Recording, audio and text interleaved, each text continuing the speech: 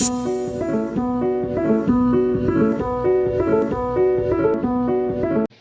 bonsoir à tous, merci de votre invitation. Donc ce soir, il est question de la dette. Donc, je ne sais pas combien de temps je vais parler, je ne vais pas préparer, vous voyez, je n'ai pas de notes, j'ai rien.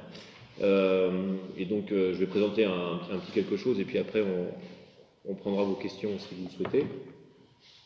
La dette est un sujet qui se pose, j'allais dire, dans l'actualité, avec une acuité très particulière en France, puisque la France est un des pays du centre de développement capitaliste les plus endettés, à peu près à hauteur des États-Unis, bien que ça n'a pas le même poids, puisque à peu près la même hauteur en matière de part du PIB, à peu près 120, entre 120 et 130% entre les États-Unis et nous, enfin nous sommes plutôt 120, les États-Unis plutôt 130.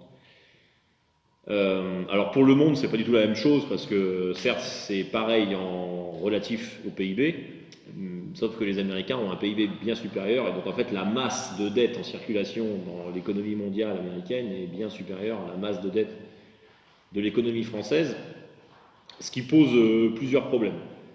Alors évidemment, la question qui se pose à nos hommes politiques, dans les médias, et la manière avec laquelle on aurait envie d'aborder la question, j'allais dire intuitivement, parce qu'en fait ils ne vont pas beaucoup au-delà de l'intuitif. Souvent c'est des raisonnements du type, quand on est endetté, on rembourse sa dette, comme vous quand vous achetez votre appartement, vous êtes endetté, puis après vous bossez comme des cons pour rembourser l'appartement, pour pouvoir mourir dedans, pour que vos enfants fassent un autre emprunt, etc. Ça ne s'arrête jamais. Globalement, c'est à peu près ça. Ce qui veut dire que vous travaillez systématiquement, pour une part, pour le capitalisme financier, puisque quand vous remboursez votre dette, vous payez des intérêts. À l'heure actuelle, quand vous faites un crédit sur 20 ans, vous payez à peu près autant d'intérêts que vous demanderez de capital. Donc vous payez le double par rapport à ce que vous recevez, ce qui est quand même pas une petite chose. Bref, cependant, la question de la dette des États se pose de manière mais parfaitement différente, y compris normalement dans l'articulation du capitalisme. La dette telle qu'elle est structurée actuellement joue un rôle dans l'économie capitaliste qui trouve ses racines au moins dans les années 80. Alors évidemment, on pourrait toujours remonter un peu plus haut, mais enfin, arrêtons-nous là. Qui trouve ses racines au moins depuis les années 80 et qui joue un rôle d'éponge de la surproduction capitaliste. C'est pour ça qu'elle est consubstantielle à l'économie capitaliste, cette dette. Si vous voulez, on pourra venir après aux pays qui sont entre guillemets moins endettés. Je dis entre guillemets parce que en fait, quand on parle de la dette, en fait, on ne lui adjoint jamais un qualificatif ou un épithète. Sous-entendu, ça veut dire qu'on parle de la dette financière, n'est-ce pas? Mais des dettes, il y en a plein d'autres. Par exemple, la dette écologique, la France est très en avance. La France est très peu endettée d'un point de vue écologique par rapport à des pays. Ça ne veut pas dire qu'on est un pays socialiste, écologique, etc. On est quand même une économie capitaliste, etc. Mais disons qu'au sein du monde capitaliste, la France pollue moins, y compris quand on prend les pollutions importées, qu'une économie comme l'Allemagne, par exemple. Donc quand on dit la dette, c'est sous-entendu la dette financière, parce qu'évidemment, dans l'économie capitaliste, il n'y a que ça qui compte. Et il y a des économies comme l'Allemagne qui sont moins endettées de ce point de vue, et on pourra venir après, si vous voulez, au fil de la conversation, savoir pourquoi. Parce que souvent, c'est un argument qui est avancé par la bourgeoisie, et par la bourgeoisie qui devient actuellement austéritaire, pour dire, mais vous voyez, il y en a d'autres, ils y arrivent, pourquoi nous on n'y arrive pas? Bon, en fait, vous allez voir dans la présentation, j'espère que ce sera rendu plus clair, mais en fait, c'est un jeu qui se joue à deux, en fait. C'est-à-dire que, et de manière générale dans l'économie capitaliste, si vous faites de l'épargne, en fait, vous ne pouvez pas décider tout seul de faire de l'épargne. C'est-à-dire que si vous épargnez, ça veut dire qu'en face, il y a quelqu'un qui s'endette. Parce que quand vous faites les comptes de l'ensemble du monde, à la fin, vous devez aboutir à zéro. C'est-à-dire que la masse de l'épargne peut être égale à la masse de dette. Puisque quand vous avez de l'épargne, qu'est-ce que vous faites avec ça? Il faut bien la placer, votre épargne, quelque part, n'est-ce pas? Et où est-ce que vous la placez? Vous la placez dans la dette des autres. Par exemple, si vous avez une petite assurance vie, il est très probable que votre assurance vie soit composée de ce qu'on appelle de fonds euros, c'est-à-dire c'est des obligations d'État. Okay, si les États n'étaient pas endettés, vous ne pourriez pas acheter ce produit d'épargne. Et que feriez-vous de votre épargne? Je ne sais pas trop. Okay. Alors, vous dire, oui, mais alors du coup, on pourrait acheter des actions. Mais les actions, c'est une autre forme. C'est pas un endettement au sens j'allais dire, comptable, c'est pas un endettement, c'est même presque l'opposé. Mais néanmoins, quand vous achetez une action d'une entreprise, ça veut dire que l'entreprise, elle a besoin d'argent, elle a besoin de capital. Okay, donc imaginez que les entreprises n'aient pas besoin de capital, n'aient pas besoin de faire appel à votre épargne. Donc que feriez-vous de votre épargne? Rien. Vous ne saurez pas quoi faire. Okay, donc, premièrement, quand on nous présente d'autres modèles, comme l'Allemagne qui en s'endette moins, etc., en fait, si l'Allemagne s'endette moins, c'est parce que nous, on s'endette beaucoup. Okay, c'est un jeu qui se joue à deux, et donc cet argument est complètement nul et non avenu. Donc ça, c'est un petit codicile. Maintenant, sur le rôle de la dette dans l'économie capitaliste, donc je vais me concentrer notamment sur les États-Unis, mais ça vaut aussi pour des pays comme la France. Depuis les années 80, vient de deux choses. La première, c'est le fait que, je ne vais pas le démontrer ici, je vous demande de l'admettre, un des grands résultats du capital de Marx, c'est que le taux de profit baisse tendanciellement. Okay, et ce taux de profit qui baisse tendanciellement, en fait, c'est la raison principale des crises. Parce que le capitalisme se meut de crise en crise. Alors, il y a des crises qui sont très connues, comme 1929, comme 2008. Il y a des crises qui sont moins connues, comme ce qu'on a appelé la première grande dépression à la fin du 19e siècle, qui a touché notamment en Europe, ça est arrivé par le secteur immobilier, notamment en Autriche, en France, etc. Ça a été très violent aux États-Unis, notamment sur l'industrie du transport ferroviaire. Si vous voulez lire là-dessus un roman génial, c'est La Curée de Zola. Ça se passe à ce moment-là. Il y a à peu près toutes les figures géniales. Il y a même les deux petits self-made men maçons qui profitent de la spéculation immobilière haussmannienne parisienne. Donc il y a plein de crises comme ça. Le capital se meut de crise en crise, et on pourrait même prétendre que, enfin c'est pas on pourrait prétendre, ça on pourrait démontrer plutôt que prétendre, que les guerres sont aussi des crises du capitalisme. Puisque une guerre, en fait, ça a ça de commun, et c'est ça la définition de la crise, c'est que la crise arrive parce que le capital est accumulé en excès, il y a une surproduction, d'accord? Et cette surproduction, en fait, fait pression à la baisse sur les taux de profit, et pour que le taux de profit retrouve des niveaux acceptables, eh ben, il faut dévaloriser le capital, il faut que le capital se dévalorise. Par exemple, quand vous avez une crise financière, c'est quoi une crise financière? Ben, c'est des actions qui ne valent plus rien. Donc, vous avez dévalorisé le capital. Quand vous faites une guerre, vous dévalorisez du capital. Alors, vous cherchez plutôt à dévaloriser le capital de votre voisin avec qui vous faites la guerre plutôt que le vôtre. Mais enfin, quand vous bombardez Berlin, bah, vous dévalorisez du capital. Quand vous bombardez Paris, vous dévalorisez du capital, etc. Étant entendu que souvent on fait une erreur de ce point de vue, c'est que quand on dit surproduction, intuitivement, on va se dire c'est une surproduction de marchandises. Le capitalisme ne surproduit jamais de marchandises. Le capitalisme surproduit du capital, ce qui est une chose différente. Je ne sais pas si vous avez déjà vu ces images, mais en 1929, dans les rues de New York, il y a des photographies où vous avez des enfants décharnés avec dans les caniveaux des litres de lait qui sont déversés. Ça veut dire qu'on n'a pas produit trop de lait vis-à-vis des besoins. Les besoins, ils sont là, les enfants, ils ont faim. On a produit trop de lait, c'est-à-dire qu'on n'a pas produit trop de lait, on a produit trop de capital. Il se fait que le capital a pris la forme du lait, c'est-à-dire d'une marchandise. C'est quoi une marchandise? Ça, c'est pas une marchandise. Ça, c'est une bouteille d'eau. C'est une marchandise parce qu'elle est vendue selon le circuit capitaliste pour faire du profit. Okay, une marchandise, c'est pas un objet. Par exemple, dans le socialisme, il n'y aura plus de marchandises. Pourtant, il y aura des objets qui seront vendus. Si vous allez à l'hôpital aujourd'hui et que vous vous faites soigner, l'hôpital public, vous allez recevoir un soin qui est un service, mais qui n'est pas une marchandise. Ce n'est pas vendu en vue de faire du profit. Si vous recevez le même soin dans une clinique, je suis un peu caricatural parce que c'est pris aussi en charge pour la sécurité, enfin, admettez que ce soit purement privé, c'est le même soin, mais là c'est une marchandise. Okay. Et donc en fait le capital, quand on dit qu'il produit en excès, qu'il suraccumule, qu'il fait de la surproduction, ce n'est jamais qu'il fait de la surproduction vis-à-vis des besoins, c'est qu'il fait de la surproduction vis-à-vis de sa rentabilité. C'est-à-dire qu'il a produit trop pour être rentable. D'accord? Il n'en a rien à foutre de savoir s'il y a des gens qui ont faim, ce n'est pas son sujet. Son sujet, c'est est-ce qu'ils sont rentables, est-ce qu'ils sont solvables. Bon. Et donc les crises sont des occasions de dévaloriser ça et de repartir sur un cycle de valorisation, j'allais dire à zéro, pas tout à fait à zéro, parce que l'histoire avance quand même, mais enfin. Donc la baisse tendancielle du taux de profit, c'est la raison pour laquelle le capitalisme se meut de crise en crise. D'accord? Ça, c'est un des grands résultats, parce que souvent, dans les médias, ou même dans les logiques des économistes libéraux, vous allez entendre parler de crise, ils vont vous dire le mot, mais ils ne vont jamais vous donner la raison principielle, j'allais dire, de la crise. Ils vont vous dire ce sont des événements. Par exemple, en 2008, le marché financier s'est effondré, mais on ne sait pas pourquoi, ça vient comme ça, c'est venu comme ça. Il n'y a pas de raison, c'est comme ça. Ça aurait pu ne pas advenir. Ou alors c'est parce qu'on a fait une connerie. Alors il faudrait apprendre de ses erreurs, et puis finalement il suffirait de ne plus faire cette connerie pour ne plus avoir de crise financière. Bon. En fait, un des résultats, c'est que ces crises sont inéluctables, que vous pouvez évidemment amoindrir, retarder, voire aggraver, mais c'est une inéluctabilité. Un peu comme si vous voulez, moi je prends toujours la métaphore de la mort biologique des individus, vous pouvez retarder votre mort, vous pouvez l'avancer, vous pouvez la rendre plus douloureuse, moins douloureuse, c'est le rôle de la médecine, de l'hygiène de vie, etc. Il y a aussi une part aléatoire, il peut y avoir un accident de la route, enfin donc ça peut prendre plein de formes, et ce qui est sûr c'est que c'est inéluctable.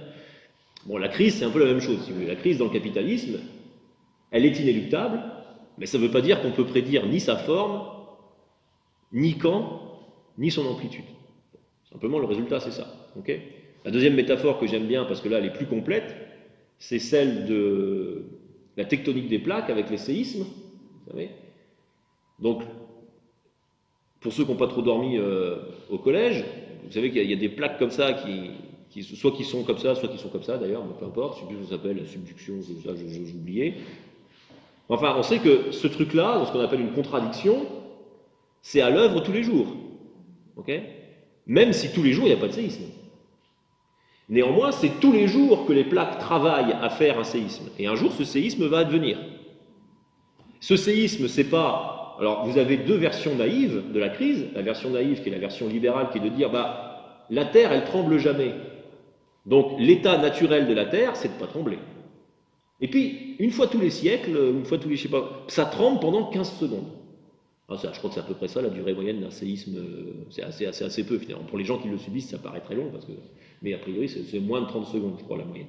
Bref. Donc, statistiquement, en fait, ça n'existe pas. Le dernier séisme à San Francisco, c'était il y a plus d'un siècle, ça a duré 30 secondes. 30 secondes à l'échelle d'un siècle, statistiquement, ça n'existe pas. Bon.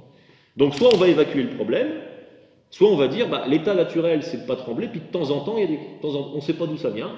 Et de toute façon, c'est tellement rare que, il en va un peu de même dans le capitalisme. Il n'y a pas des crises tous les jours non plus, même si la fréquence s'accélère et puis l'amplitude s'accélère également. Okay, mais donc du coup, l'argument, ça va être de dire, le capitalisme est un monde en équilibre. Et de temps en temps, on est frappé comme ça de crise, mais on ne sait pas d'où ça vient. Et en fait, c'est comme la tectonique des plaques, c'est pas parce que vous n'observez pas de crise aujourd'hui que il n'y a pas un mécanisme qui est en train de travailler à la prochaine crise qui un jour se révélera. Okay, donc la crise, c'est la révélation en surface d'une contradiction épisodique, d'une contradiction qui est là tous les jours. Dans le capitalisme, c'est un peu la même chose, on ne peut pas filer la métaphore jusqu'au bout, enfin j'imagine que vous avez compris là où je voulais vous emmener. Dans le capitalisme, c'est un peu la même chose, il y a une contradiction qui s'appelle la loi de la baisse éventuelle du taux de profit, c'est-à-dire que le taux de profit baisse continuellement, on ne s'en rend pas compte tous les jours, mais ça baisse, puis un jour ça devient insoutenable. Il y a une suraccumulation, et on doit se taper une crise pour dévaloriser ce truc. Il se trouve qu'après la Seconde Guerre mondiale, qui est une immense dévalorisation du capital, on a connu ce qu'on a appelé les 30 glorieuses. Moi, j'utilise ce terme, mais je dis toujours qu'elles n'ont pas été glorieuses pour tout le monde, mais enfin, qui est un cycle où, a priori, tout le monde est d'accord, c'était vachement bien, c'était une période bénie, etc. D'un certain point de vue, c'est pas faux. Mais pourquoi? Mais parce que le capital avait tellement été dévalorisé pendant les deux guerres qui se sont succédées en Europe occidentale, c'est-à-dire à l'époque dans un des centres, parce que les États-Unis étaient déjà la première économie du monde après la Première Guerre mondiale, ils n'ont pas attendu la seconde, dans un des centres du développement capitaliste, on a tellement dévalorisé le capital que forcément vous pouviez y aller, vous mettez des prolétaires où vous voulez, ça vous crache du profit sans aucun problème. Sauf que ce truc-là, ça a duré 30 ans, et qu'on est arrivé dans les années 70, période qu'on a appelée la stagflation, dont le critère bourgeois est de dire en fait la stagflation c'est à cause des chocs pétroliers. Et là vous voyez même le terme choc. Choc ça veut dire que ça tombe du ciel quoi. Okay, c'est pas expliqué, c'est comme ça. D'un seul coup, il y a un choc pétrolier qui vous tombe sur la gueule, ça vous fait une crise. Ça aurait très bien pu ne pas advenir. Bon. Donc le taux de profit s'effondre dans les années 60. Si vous regardez le taux de profit dans les années 60 des économies capitalistes type France, type États-Unis, etc., il s'effondre. Et donc vous vous tapez un épisode de stagflation. Donc stagflation, c'est un épisode où il y a plus de croissance, donc du chômage, et en même temps de l'inflation. Donc on est entré depuis les années 80 dans ce qu'on appelle, j'allais dire dans le langage courant, une période de chômage de masse. Depuis que je suis né, on vit dans une période de chômage de masse. À la faveur de cette stagflation. Et le capital a dû retrouver des marges de manœuvre à partir de cette période. Donc là, on entre dans les années 80. Et dans les années 80, le moyen que le capital va trouver pour retrouver des marges de manœuvre, pour retrouver des taux de profit, ça va être de passer une étape supplémentaire, et pas une petite étape, dans la mondialisation et dans la financiarisation. Mondialisation des échanges et financiarisation des mouvements de capitaux, globalement. Ça va être les deux jambes sur lesquelles il va pouvoir courir. Alors ça, vous appelez ça cette période comme vous voulez. Il y en a qui appellent ça mondialisation, il y en a plutôt à gauche qui appellent ça néolibéralisme, etc. En tout cas, peu importe comment vous appelez ça, l'argument contre lequel moi je lutte, c'est celui selon lequel ça ne serait que des décisions politiques. Okay ? Ce serait que parce que les Américains ont voté Reagan, les Anglais ont voté Thatcher, et s'ils avaient voté différemment, ça aurait changé la face du monde, etc. Bon, nous on a voté a priori Mitterrand. Admettons que ce soit de la gauche. Bon, ça a duré, hop, la rigueur 2 ans après, 83, etc. Ce qui veut dire que vous ne pouvez pas faire autrement. Okay ? C'est-à-dire qu'à cette époque-là, quand Margaret Thatcher dit « there is no alternative », il n'y a pas d'alternative, elle a raison. Alors il faudrait ajouter « au sein du capitalisme ».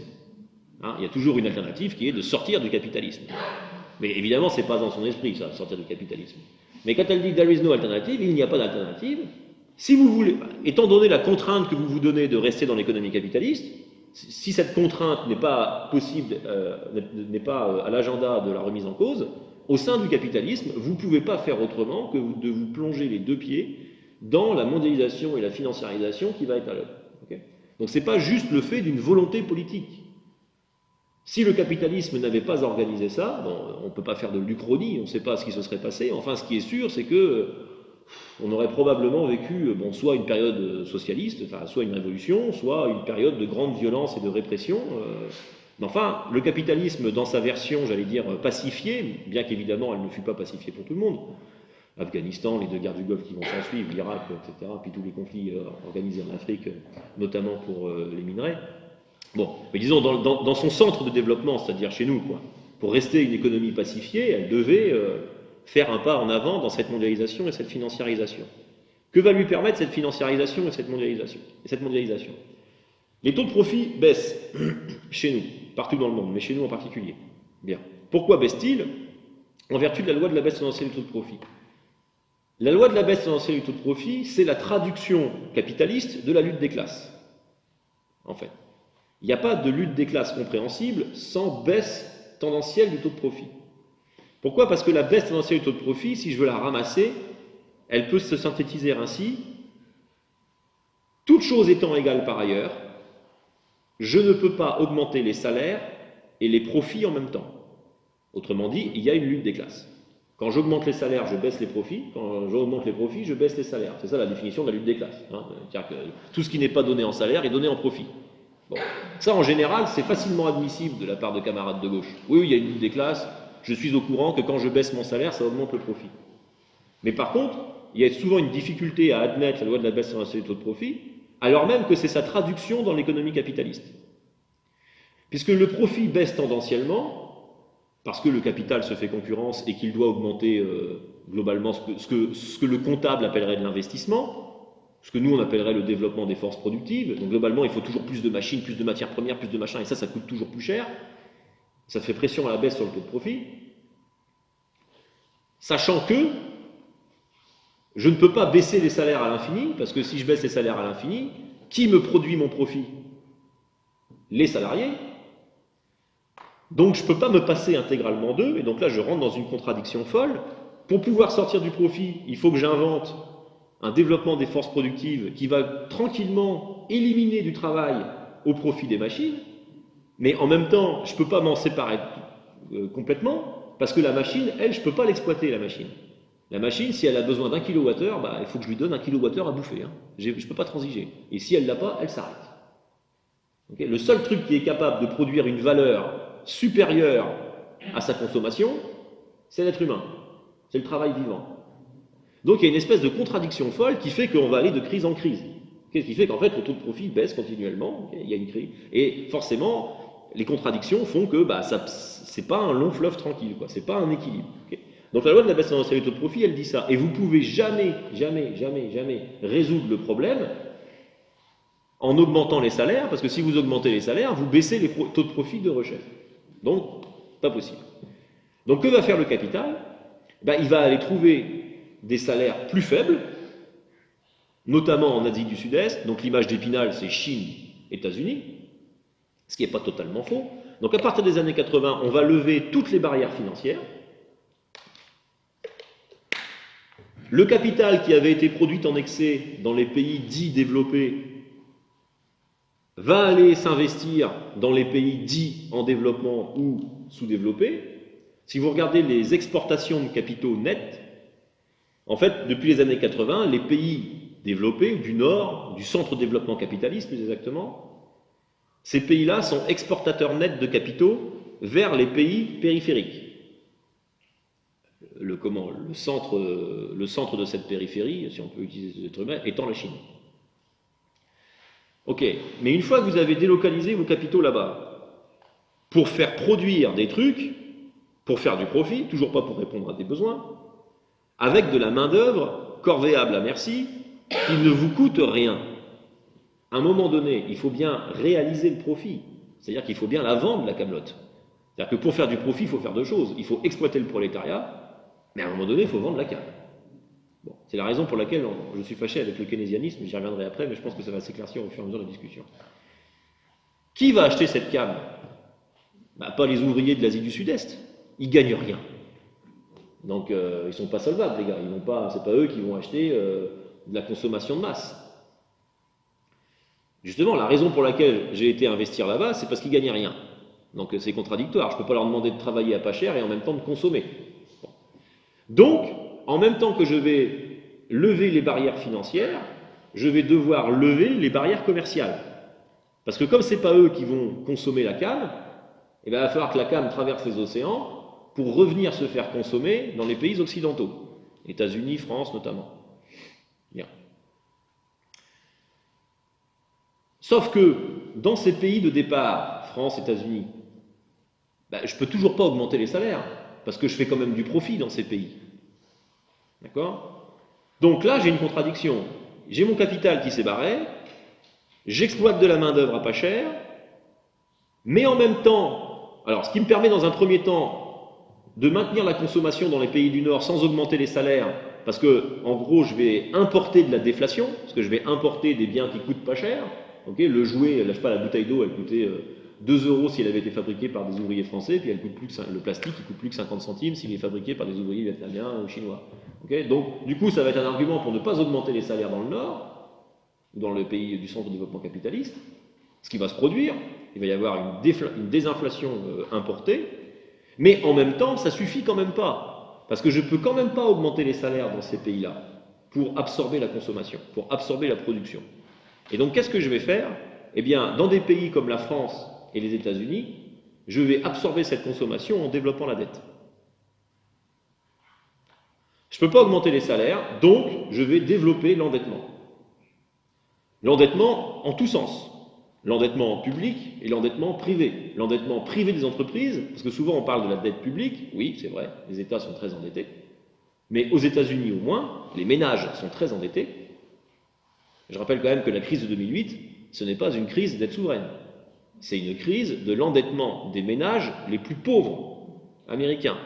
Ce qui constitue en encours de crédit que dalle. Hein. Parce que quand vous êtes pauvre, vous vous endettez beaucoup par rapport à votre revenu, mais vous vous endettez pas beaucoup par rapport à la richesse mondiale. Vous êtes pauvre. D'accord ? Quand vous êtes moins que smicard, parce qu'aux États-Unis, les fameux ménages subprime, c'était des ménages qui étaient...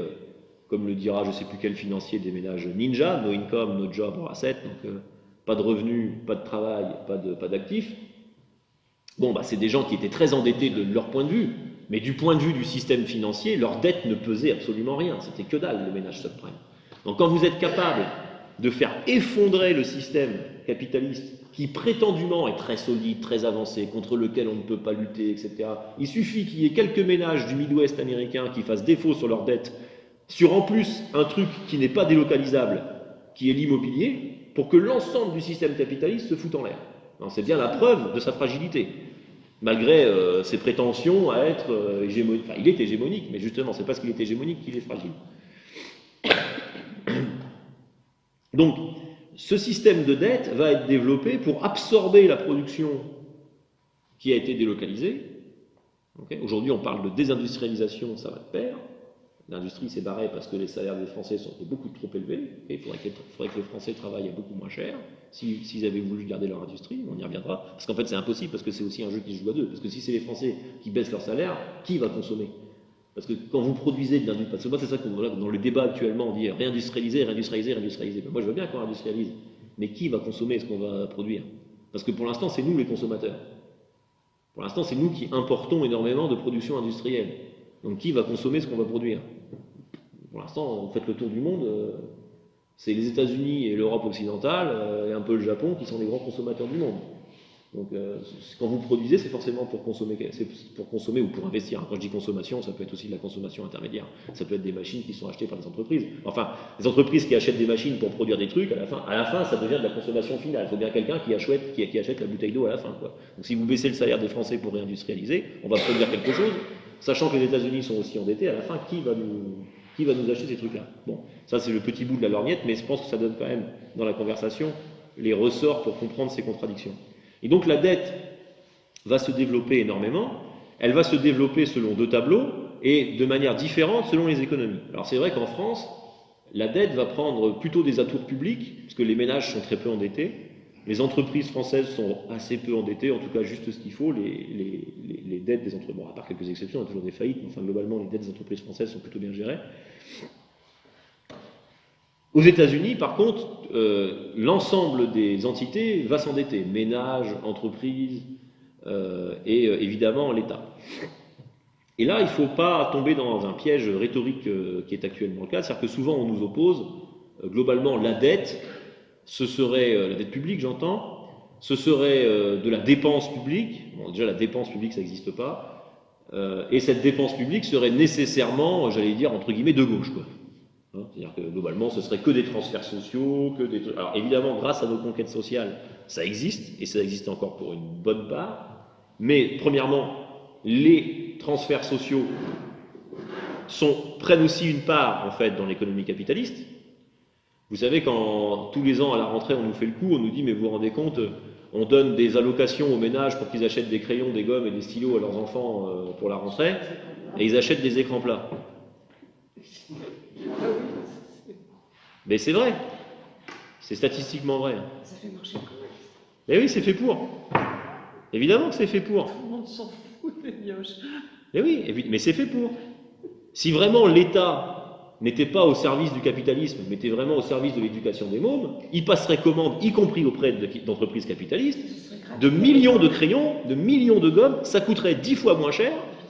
Ça coûterait beaucoup moins cher à l'État que de faire des transferts sociaux comme ça, etc. Donc en fait, la vraie raison, c'est pas ça. Donc quand ils nous disent, enfin quand certains disent, vous vous rendez compte, ils achètent des écrans plats, ben oui, mais c'est fait exprès. Ils répondent à la commande. Hein. C'est-à-dire, si on leur fait des transferts sociaux, c'est pour qu'ils consomment. Hein. C'est pour qu'ils absorbent la production et que roule la poule. Hein. Donc, c'est du cynisme. Comment? C'est du cynisme. Ah bah oui. Bah c'est du cynisme. On les culpabilise alors que ça fait partie du système. Absolument. Absolument. Et donc, une partie de la dette publique sert à ça, une partie de la dette publique sert aussi énormément à solvabiliser la commande avec la commande publique. Okay, la commande publique, c'est à peu près 200 milliards d'euros en France. Je ne sais pas s'il y en a certains qui travaillent dans le BTP, mais il y a des entreprises de BTP en France qui sont énormes, qui ne travaillent pratiquement qu'avec de la commande publique. La LGV. La LGV, là, on est dessus. Voilà. L'autoroute à 69. Voilà. Vous arrêtez la commande publique, ces entreprises foutent la clé sous la porte directement. D'accord ? Qui paye des impôts ? Majoritairement les prolos. Alors les prolos solvables, quand je dis les impôts, je parle de l'ensemble des prélèvements. TVA, par exemple. CSG, CRDS, tous les machins, tous les acronymes à la con, ok, mais globalement, si vous faites la masse des impôts, c'est les prolos qui payent les impôts. Okay, alors, moi, dans les prolos, j'inclus souvent, on m'accuse de ça. Moi, je suis là plutôt pour réunir le prolétariat plutôt que pour le diviser. Donc, moi, je considère qu'un type qui gagne jusqu'à, je sais pas, on va pas faire des échelles à la con, mais à partir de 4 000 euros, vous êtes dans les 10% les plus riches. 4 000 euros par mois, si vous n'avez pas fait d'héritage, moi j'ai vécu en région parisienne pendant 15 ans, si vous avez vraiment zéro héritage, que vous venez d'une famille de prolos qui n'a rien à vous transmettre, 4 000 euros par mois, vous n'avez pas une vie incroyable quand même. Et pourtant vous faites partie des 10% les plus riches. Alors peut-être qu'ici l'immobilier est moins cher, je sais pas quoi, qu'avec 4 000 balles on s'en sort un peu mieux, mais enfin en région parisienne avec 4 000 balles, oui quand même, c'est un peu moins cher. C'est pas l'Eldorado quand même, c'est pas l'Eldorado. Okay, donc alors, après on peut toujours chercher les différences. Et revenir à la conversation qu'on avait cet après-midi, il y a toujours, plutôt que de voir Bernard Arnault qui gagne 1 million d'euros toutes les 10 minutes, en vouloir à celui qui gagne 500 balles de plus, bon, ça me paraît être un peu contre-productif. Ça me paraît être un peu contre-productif cette affaire. Ou enfin c'est vrai dans l'autre sens, hein, le mépris de celui qui gagne 500 balles de plus, il n'y a pas que celui qui gagne moins qui accuse l'autre. Bon bref. Donc globalement cette masse d'impôts elle est payée par nous, quoi, par l'ensemble des prolos, par diverses formes que ce soit. Et donc, quand on fait de la commande publique, il y en a une partie, certes, qui revient sous forme de consommation. Par exemple, si je fais construire un hôpital par une entreprise de BTP, bon, il y a quand même une partie dont je vais jouir, parce qu'à un moment donné, il y a un hôpital dans ma ville. Mais enfin, il y en a une bonne partie qui part en dividende. Alors que si ça avait été fait par une entreprise de BTP publique, ça aurait coûté moins cher, il n'y aurait pas eu de dividende, l'hôpital, pour la même somme, aurait pu être plus grand, ou alors j'aurais eu le même hôpital pour moins cher. Il n'y aurait pas eu de sans-papiers qui sont coulés dans le béton une fois qu'ils ont pris un parpaing sur la gueule. Je suis assez sérieux. Moi, j'ai vécu dans le 92, la Défense. Je ne sais pas combien de sans-papiers il y a dans les pylônes de la Défense, mais à mon avis, ça se compte pas en dizaines. Ça doit être un peu plus que ça. Donc, dans les conditions de travail acceptables, etc. Bref, pour moins cher. Donc, la raison de cette dette, c'est de solvabiliser la demande. Donc, par le biais de certains transferts sociaux, je ne suis pas en train de dire que le transfert social sauve le capitalisme. Il y a des transferts sociaux qui font vraiment chier la bourgeoisie. Hein. Il y a des transferts sociaux qui sont encore des conquêtes. D'accord ? Simplement, il y a une partie de ces conquêtes qu'elle utilise pour solvabiliser la demande. Il y en a une partie qui passe par la commande publique aussi pour solvabiliser la demande. Et il y en a une autre partie, il y a des commissions parlementaires là-dessus, enfin, c'est pas dommage, qui passe directement par des subventions aux investissements. 250 milliards à peu près par an en France, d'accord, sans aucune contrepartie. Aucune contrepartie. C'est ce qui manque à la retraite. Hein. Voilà. Et donc, quand vous faites ça, qu'est-ce que vous faites ? Eh bien, vous prenez des impôts des prolos et vous allez investir à la place de Bernard Arnault qui touchera des dividendes. Alors encore que Bernard Arnault, c'est pas le meilleur exemple parce que je crois que ça fait partie des entreprises qui touchent le moins de subventions parmi le CAC 40. Mais si vous en prenez une qui s'appelle ST Micro, il y a quelques années, ils se sont fait construire une usine qui coûte 7 milliards du côté de Grenoble. L'État est monté au pot à hauteur de 3 milliards. 3 milliards d'euros, c'est une somme. C'est pas petit quand même. Ce qui ne les empêchera pas de licencier. Ce qui ne les empêchera pas de licencier. Exactement. C'est ça, c'est sans contrepartie. C'est sans contrepartie. Ok. Bon, à la fin, ça prend. C'est cool. Voilà. Comment ? Et ils vont fermer parce qu'en plus, ils ne peuvent pas soutenir la concurrence américaine et chinoise. C'est sympa la France quand même. Donc ils vont fermer. Comment ? C'est sympa la France. Alors c'est sympa. C'est très sympa. Ok, donc la dette dans le capitalisme, au moins depuis les années 80, a servi à ça. C'est-à-dire que ça a servi à lutter contre la baisse tendancielle du taux de profit. Donc on l'a fait dans une économie relativement pacifiée. Normalement, quand tu arrives à des taux de profit aussi bas, tu organises une guerre, quoi. C'est ce qui s'est produit. Le 19e siècle, les historiens le savent, le 19e siècle est une succession de conflits. C'est pour ça que je me marre toujours des économistes qui raisonnent le capitalisme en termes d'équilibre. La théorie économique néoclassique a été écrite en même temps que le Capital de Marx, dans les années 1860. Donc les gars raisonnent avec le mot équilibre. Il faut quand même être sacrément perché dans sa tour d'ivoire. En plus, elle est plutôt française, cette théorie, pour concevoir l'économie capitaliste du 19e siècle comme un doux équilibre. Quand même pas être très fort en histoire. Hein. Ça n'arrête pas de bouger. Bon, enfin bref. Donc, on a vécu depuis 50 ans, en tout cas sur nos territoires, dans une économie relativement pacifiée.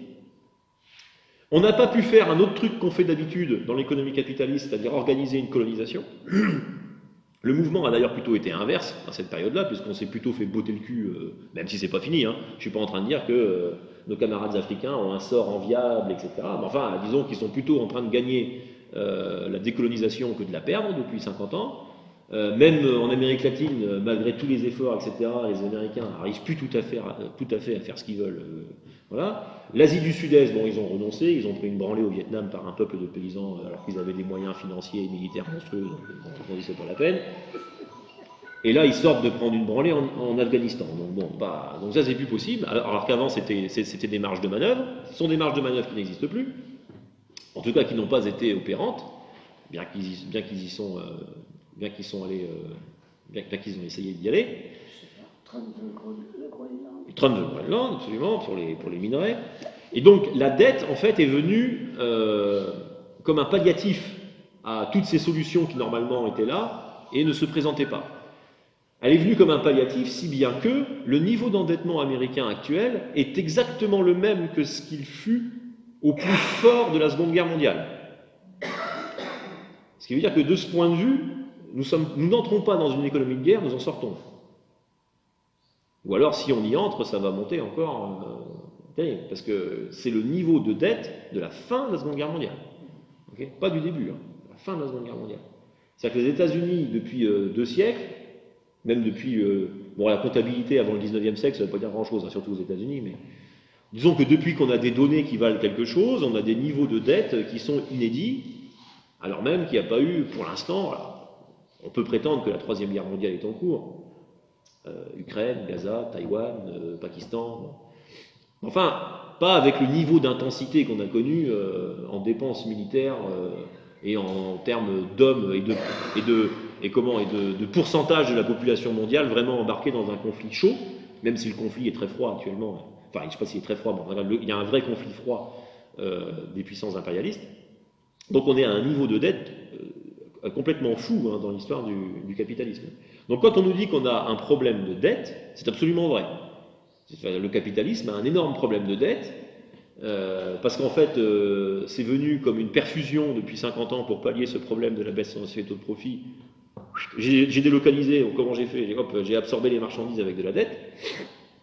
Ce truc-là arrive, j'allais dire, à épuisement, parce que le jeu qui a été fait depuis 50 ans, alors si je prends que États-Unis-Chine, les Chinois se sont développés formidablement. Les Chinois rentrent dans les années 80, je ne veux pas être caricatural, mais dans des structures économiques qui sont pas très loin de la fin du Moyen-Âge chez nous. Ils sont quand même tapés 2 guerres de l'opium. On les y a bien aidés, enfin ils sont quand même tapés 2 guerres de l'opium. Et aujourd'hui, c'est la première puissance mondiale, à tout point de vue. À tout point de vue. En PIB, en parité de pouvoir d'achat. Tout le monde pense que c'est l'atelier du monde, ce n'est plus l'atelier du monde depuis bien longtemps, c'est le laboratoire du monde. Ils sont les premiers exportateurs de high-tech depuis 15 ans. C'est les premiers dépositaires de brevets, c'est les premiers à former des ingénieurs, des médecins, tout ce que vous voulez. Alors évidemment pas par tête de pipe parce qu'ils sont 1,5 milliard, mais enfin, si on regarde juste les masses, c'est ça. Donc eux, ils ont produit énormément pour l'ensemble du monde. Quand je dis eux, c'est l'Asie du Sud-Est en général et d'autres pays un peu partout sur la planète. Qu'est-ce que ça veut dire que vous produisez et que vous exportez? Ça veut dire que vous épargnez. Parce que exporter, ça veut dire que vous avez produit quelque chose que vous n'avez pas vous-même consommé. Si je veux vous vendre un chewing-gum, il ne faut pas que je l'ai mâché avant. Je n'arriverai pas à vous vendre. Donc, si j'exporte quelque chose, ça veut dire que je l'ai produit et que je ne l'ai pas moi-même consommé. Ce qui veut dire que ma production est supérieure à ma consommation. C'est la définition de l'épargne. Si vous consommez moins que ce que votre patron vous donne, vous épargnez. Bon, je n'ai pas dit que le peuple chinois épargnait. J'ai dit que la Chine, comptablement, épargnait. Qu'a fait la Chine de cette épargne?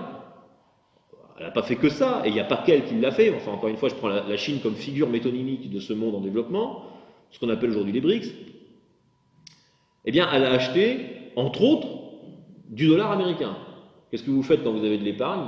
Vous achetez le produit d'épargne le plus sûr au monde, autrement dit de la dette américaine. Ça a arrangé les Chinois parce que ça maintenait le cours du dollar à un niveau élevé, ce qui lui permettait d'exporter.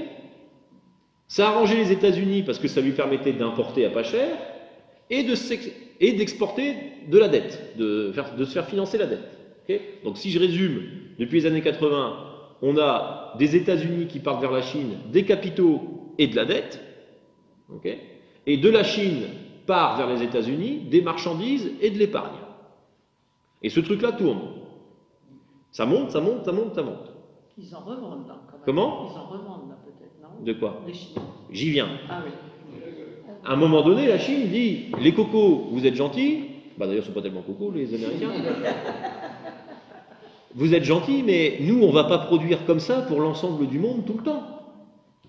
Parce que si vous tracez les courbes, ça veut dire qu'à la fin, vous finissez par réduire le peuple en esclavage. Parce que si vous produisez tout et que vous consommez rien, bon, c'est la définition d'un esclave, hein, de tout produire et de rien consommer. Il a fallu lâcher pour leur peuple. Voilà. Donc, à un moment donné, en 2010, les Chinois, 2010, je ne sais pas si c'est exact, 2009 ou 2008 ou 2011, enfin dans ces années-là, nous allons opérer un recentrage de notre croissance à l'échelle du XXIe siècle. Alors c'est très chinois, c'est très doux, c'est très calme. Quand on lit ça, on se dit, bon, c'est une non-information. Alors c'est une information très importante. Quand ils disent ça, qu'est-ce qu'ils disent? Ils disent, nous allons consommer davantage. Depuis 2010, vous avez un infléchissement de la consommation chinoise dans le PIB chinois. Alors évidemment, ils en sont pas arrivés à nos niveaux à nous. Nous, on est à près de 60% de consommation dans le PIB. Eux, ils sont à peine au-delà des 15. Enfin, ils partent de 10. C'est déjà une augmentation de 50%. Hein. 10 à 15, vous pouvez augmenter de 50%. Donc évidemment, si vous comparez juste les niveaux, que vous faites que la photographie, vous dites n'importe quoi, ils n'ont pas recentré leur consommation. Si vous regardez les dynamiques, c'est différent. Sauf que si je consomme plus, j'épargne moins. Enfin, j'exporte moins. Si j'exporte moins, j'épargne moins. Si j'épargne moins, je ne peux plus acheter de dette américaine. Parce que je n'ai pas d'épargne. Pour ça, je dis, c'est un jeu qui se joue à deux. Vous ne pouvez pas vous endetter tout seul. Quand vous endettez, il faut quelqu'un qui épargne en face. Et à l'inverse, vous ne pouvez pas épargner tout seul. Quand vous épargnez, il faut quelqu'un qui s'endette en face parce qu'il faut bien acheter quelque chose. Donc dès l'instant que vous avez quelqu'un qui dit « moi je me retire du jeu », bah, ça fout les deux parties dans la... Enfin, lui c'est son choix, donc ça le fout pas dans la merde, mais disons que le partenaire, ça le fout dans la merde. Donc on n'est jamais endetté tout seul et on n'est jamais épargnant tout seul. Depuis 2014 à peu près, la part de la dette américaine détenue à l'étranger, parce que quand je dis je prends la Chine, il n'y a pas que la Chine qui fait ça, hein. La Chine c'est une figure métonymique, la part de la dette américaine détenue par l'étranger est stable, et la part de la Chine dans cette dette américaine détenue par les étrangers régresse. Alors pas à un rythme fou, encore une fois, les Chinois, vous savez, eux, ils font des plans sur plusieurs décennies. Hein. Donc c'est pas brutal comme mouvement, si vous voulez, mais les Américains sont parfaitement... Et c'est ça le problème de Trump, et notre problème à nous. Parce qu'ils n'achètent pas de dette américaine, ils achètent de la dette européenne, française notamment.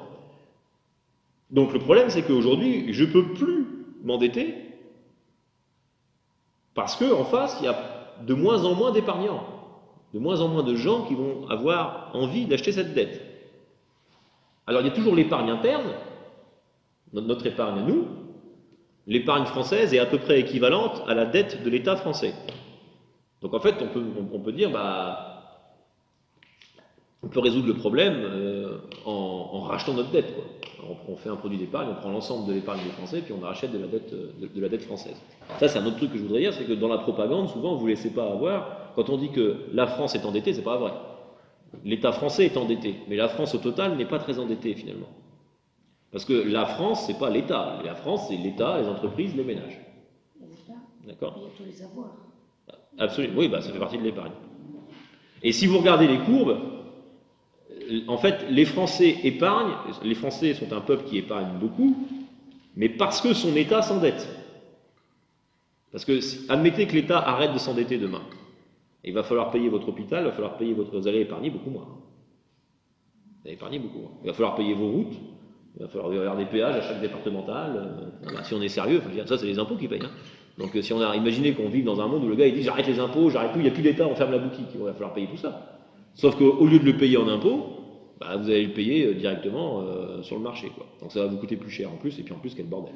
Bon bref, bon peu importe. Mais donc du coup il y a quand même ce truc en France qui est particulier. C'est pour ça que la France elle est un peu à cheval. C'est pas tout à fait comme les Américains. C'est la même chose que les Américains du point de vue de la dette publique, mais c'est pas tout à fait la même chose parce qu'on a les capacités de l'absorber au moins en partie. Les Américains, eux, non. Nous on a un taux d'épargne de 15 à 16% en France pour les ménages. Les Américains ils ont un taux d'épargne de 3%. Donc ils épargnent que dalle. Pourquoi ils épargnent que dalle? Parce que quand l'État s'endette chez eux, chez nous, c'est encore pour partie des conquêtes sociales Donc, c'est pas faux quand la bourgeoisie dit que l'État s'endette pour des services publics, bref, du progressisme. C'est pas faux. Ce qui nous permet d'épargner individuellement, parce qu'on a accès quand même à des choses. Aux États-Unis, que dalle. L'État s'endette, c'est des transferts directs au capital. D'accord? Il y a un peu de services publics aux États-Unis, il ne faut pas être caricaturaux. Il y a quelques écoles publiques, il y a quelques accès aux soins, mais enfin, c'est à 1000 lieues d'être ce qu'il est chez nous. Ce qui veut dire qu'ils ont le même niveau d'endettement que nous, avec moins de services publics. sans service public. Une performance, hein? Une performance. Oui, c'est une très grosse performance du point de vue du capital, puisque ça veut dire qu'ils ont réussi à créer un appareil d'État qui est endetté au même niveau que ce qu'il le fut à la fin de la Seconde Guerre mondiale, sans créer de services publics performants. L'espérance de vie aux États-Unis est inférieure à la nôtre, hein, et leur système de santé coûte plus cher que le nôtre. Leur taux d'obésité est beaucoup plus élevé que le nôtre, leur taux de maladie cardiovasculaire est beaucoup plus élevé, le taux d'éducation des enfants de la population moyenne, évidemment, est très inférieur au nôtre, etc. Rien ne va. C'est un pays dans lequel, a priori, c'est l'Eldorado quand on écoute les médias. C'est un pays dans lequel je ne voudrais pas vivre, hein, vraiment. Mais, sans parler de la répression politique à l'œuvre. Non, ça, c'est un autre problème. Mais enfin, c'est lié. Donc, le problème de cette dette, en fait, n'est pas dû au fait que, comme le prétend souvent le journaliste de base, nous soyons dirigés par des cons. Au contraire, nous sommes dirigés par des gens très intelligents. Cette dette est venue pallier la baisse tendancielle du taux de profit à court terme. Il se fait qu'aujourd'hui, en fait, ils sont juste en train de découvrir que dans les années 80, pour faire face à cet épisode de la stagflation, ils ont dû mettre en place tout ça. C'était massif, hein. Par exemple, les droits de douane pendant les 30 Glorieuses, c'était 40% au niveau mondial en moyenne. Avant Trump, bon, il faudrait les recalculer maintenant, mais avant Trump, c'est 3%. Division par plus que 10, hein. C'est énorme. Les flux financiers internationaux, sur la période de 1980-2008, ont augmenté 100 fois plus vite que le PIB mondial. 100 fois plus vite, c'est beaucoup. Hein. La différence entre 1 mètre et un building de 100 mètres, c'est beaucoup. Hein. Différence entre quelqu'un qui marche à 1 km/h, donc qui rampe, et une voiture qui roule à 100 km/h, c'est énorme. Hein. Parce que souvent, quand on dit 100, bon, on n'a pas la notion d'échelle, mais c'est une échelle. Imaginez, un bébé qui rampe, c'est quoi? Ça doit être 1 km/h à peu près. Et une voiture à 100 km/h, c'est une différence quand même. Donc il y a eu une mondialisation folle, une financiarisation, enfin pas folle, elle n'est pas folle, elle est rationnelle, mais disons débridée, exacerbée, que c'est venu comme palliatif, que ce palliatif, en fait, à un moment donné, comme tous les palliatifs, ça arrive à échéance. C'est arrivé une première fois à échéance par le petit bout de la lorgnette, qui en fait était une petite crise au regard de ce qu'on peut se taper, c'est la crise de 2008, parce que ça n'a été que les ménages les moins solvables américains, et donc ça, encore une fois, ce sont des encours de dette, même si ça a été aggravé par la sophistication financière, mais c'est quand même des encours de dette qui sont très très faibles. Okay. Imaginez que demain, ce soit les entreprises du Nasdaq, donc le Nasdaq c'est la place financière technologique aux États-Unis, qui commencent à faire défaut massivement. Là, c'est pas la même limonade, hein.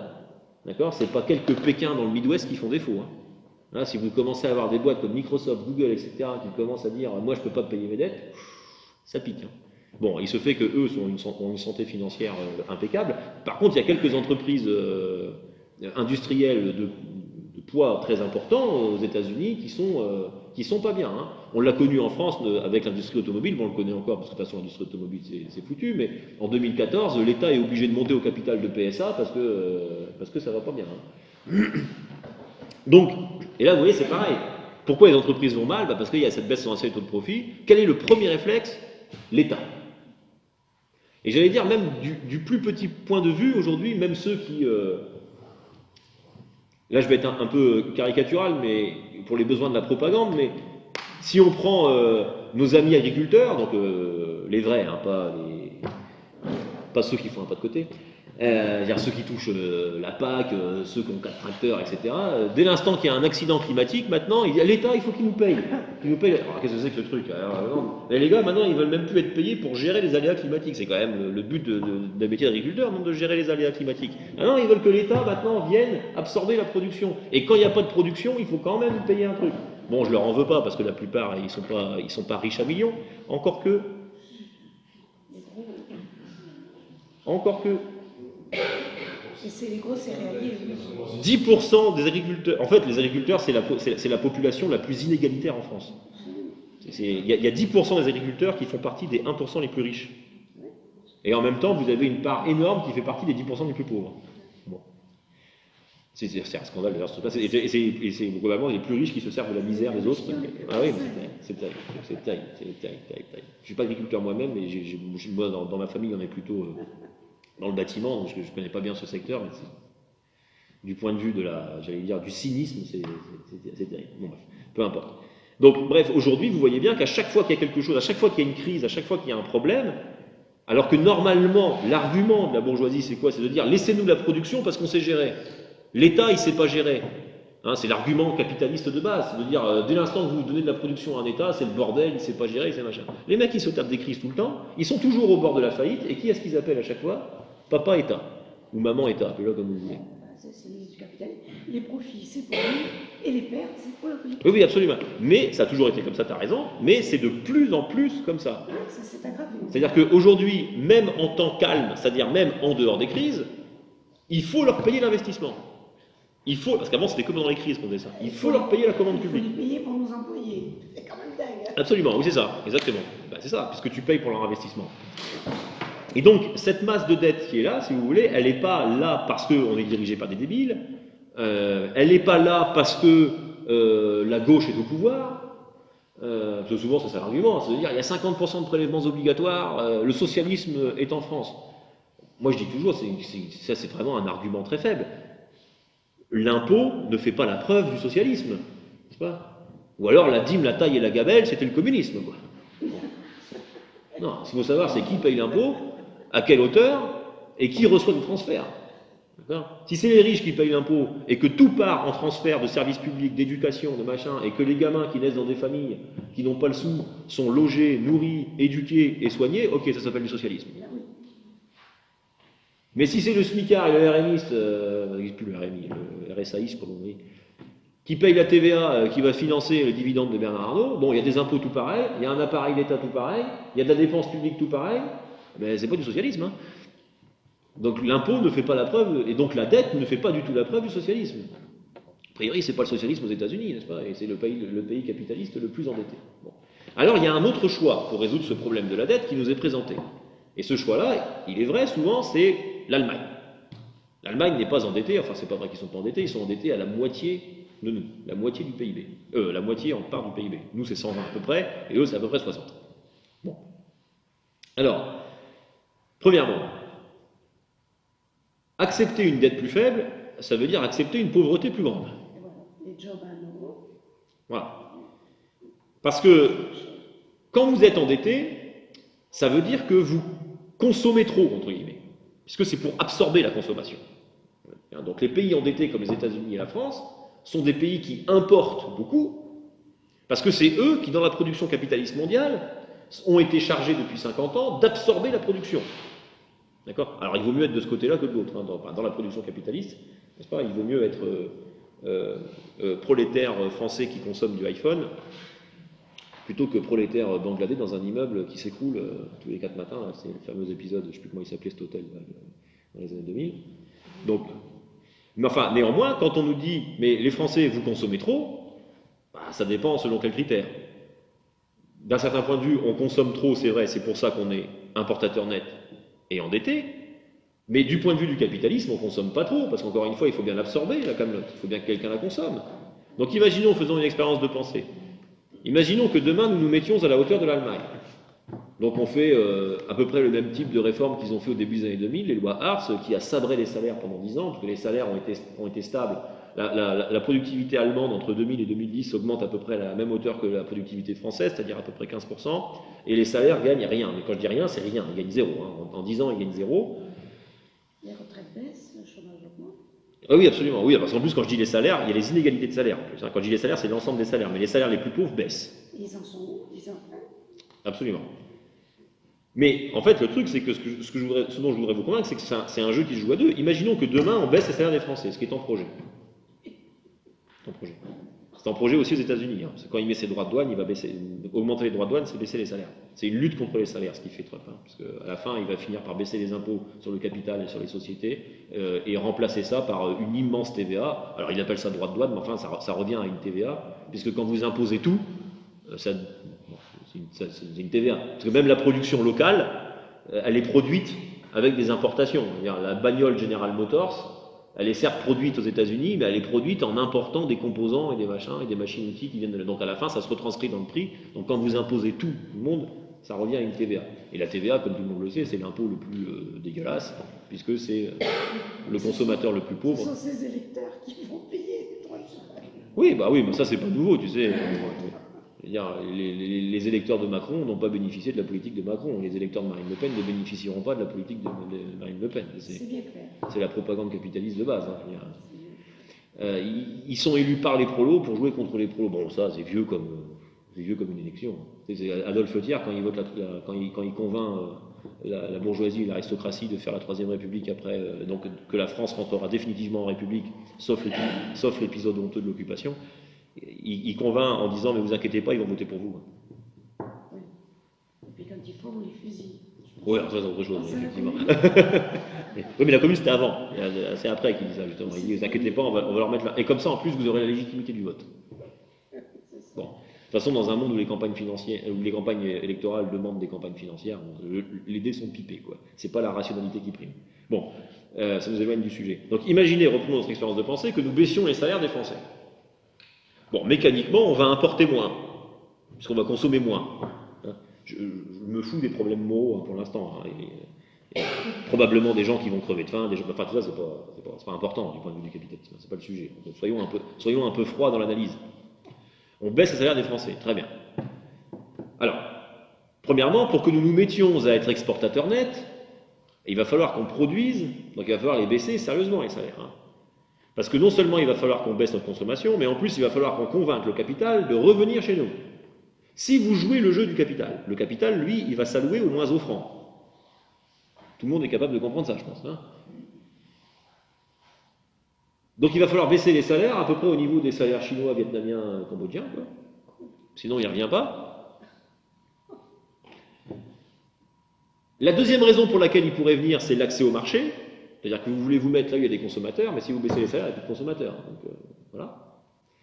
Donc admettons que la France fasse ça, puisque la France c'est le mauvais élève de l'Europe. À la fin, comme je disais en introduction, est-ce que ça va vraiment résoudre le problème du capitalisme? Non. Parce qu'on va produire quoi pour qui?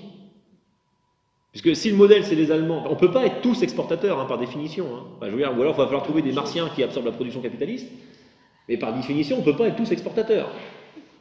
Donc il y a un problème. Donc si on se met tous, donc si la France réduit son déficit, réduit sa dette, ce qui revient au même, j'espère vous avoir convaincu que c'est la même chose. Si la France réduit son déficit ou réduit sa dette, il va falloir trouver des gens qui vont acheter notre camelote.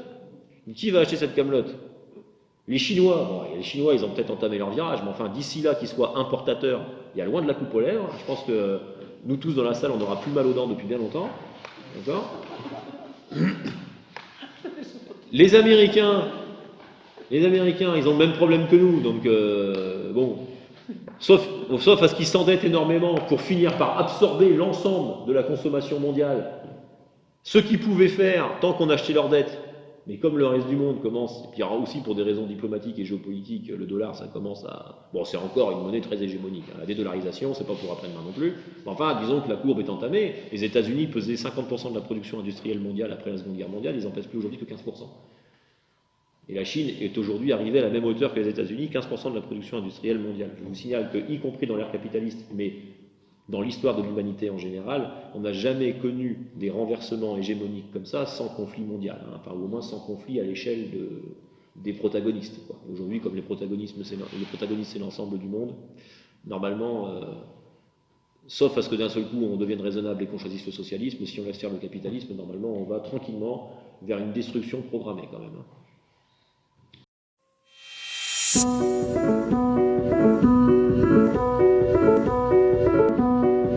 Même si tu mets tout à plat, tu ne vas pas résoudre la contradiction, en restant en capitaliste, la contradiction fondamentale qui est que tu dois baisser les salaires pour augmenter les profits, mais en même temps, il te faut des salaires pour absorber la consommation.